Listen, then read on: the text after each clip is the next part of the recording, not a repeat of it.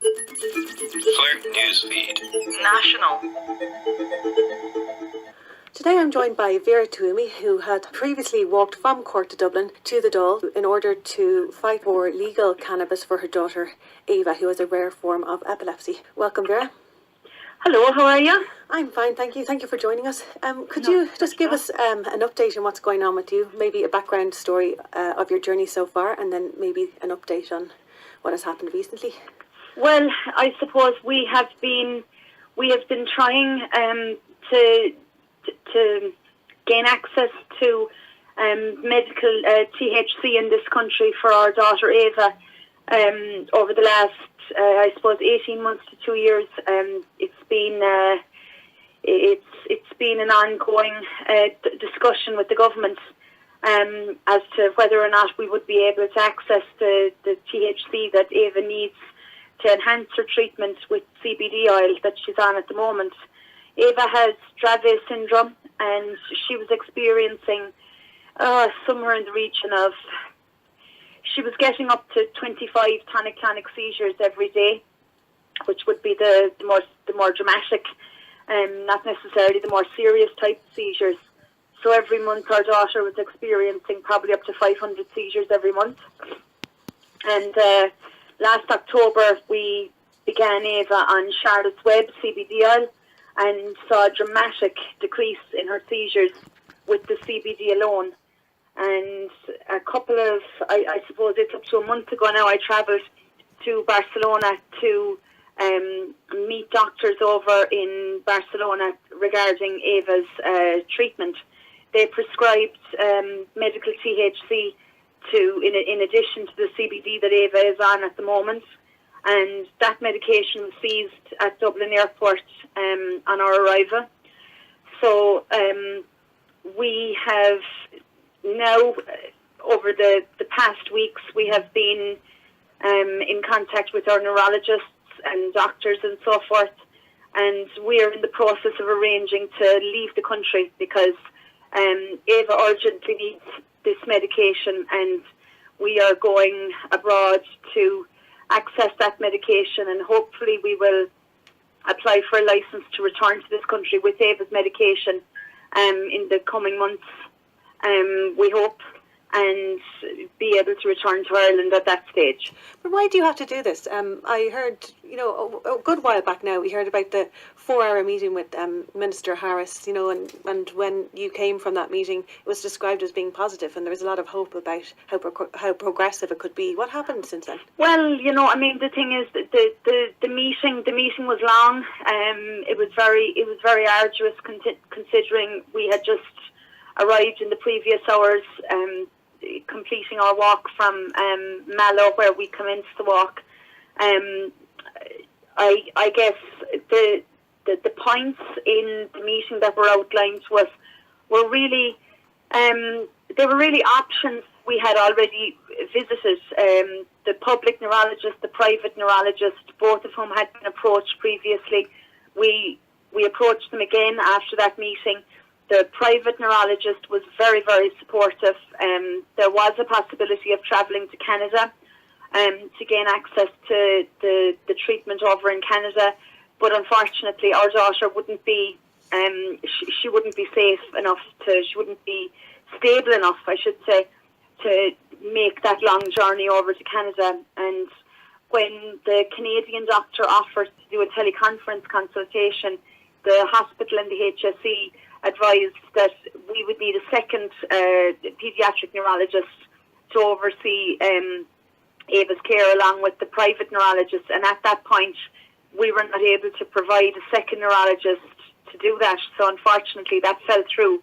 The treatment abroad scheme was discussed, but I mean at that stage we were still hopeful that we would be able to access treatment for Eva within Ireland.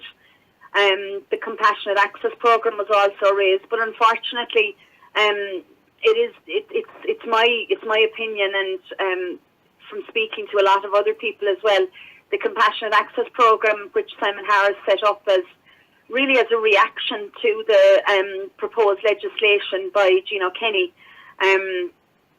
is really, as far as I can see, it's a platform for the use of pharmaceutical products with a CBD basis. And these products would include Sativax for multiple sclerosis, Epidiolex for intractable epilepsy, which Eva suffers from, in the form of Dravet syndrome. And unfortunately, our concentration would have been on the Epidiolex, and we would have been offered a trial of Epidiolex about 2 years ago. And I must say that when we were offered that trial, we were very excited. You know, we thought this is our opportunity to get Ava safely and securely on medicinal cannabis. But we lost our place on that trial to a British trial. The trial was being conducted in Great Ormond Street Hospital, among other hospitals across Great Britain. And the results of that trial that came back were very alarming. The side effects from the Epidiolex included dizziness, sleep disturbance, weight loss, personality change, and unfortunately there was a child on that trial that passed away. Now, I could get no reassurance from the neurologist either way. She outlined that the people that were on that trial are very sick individuals. You know, they would be like our daughter is with her seizures. But we felt that, you know, Ava's progress is incredibly precious to us. You know, Ava has worked so hard to achieve the progress that she has made over the past while, and we couldn't risk Ava on a medication with such severe side effects. And indeed, the whole plant medicinal cannabis is really in the form of the CBD and THC it shows a much more natural product and a much safer product than what's being offered regarding Epidiolex. So I would be very concerned about that product. So we over the past weeks, you know, with the legislation which is being which is moving very, very slowly through the Dáil at the moment, it really is being frustrated. I think there's been a number of eminent people who could have given evidence that were not allowed to give evidence to the medical committee, including Professor Michael Barnes, Gareth McGovern, and Cathal O'Sullivan representing the IMO. The IMO passed a motion in the past month or so, I think, in support of the use of medicinal cannabis. But unfortunately, that very, very important piece of that very important motion that was passed, I feel should have been discussed at the medical committee, but they were refused the opportunity to speak. So we felt, because this things like that are happening regarding the legislation, we really do not have any more time to wait around, and we felt the safest thing to do for Ava was to seek professional assistance, the professional medical supervision abroad to get Ava on this treatment. To see either way, you know, I think what will happen is one or two things. We will go abroad. We will establish Ava on this treatment, and it will work. I mean, I feel very optimistic that she will be successful. It seems logical to me that the addition of another part of the cannabis plant into her treatment, when the CBD oil was so successful previously, I feel like it should be of great benefit to her.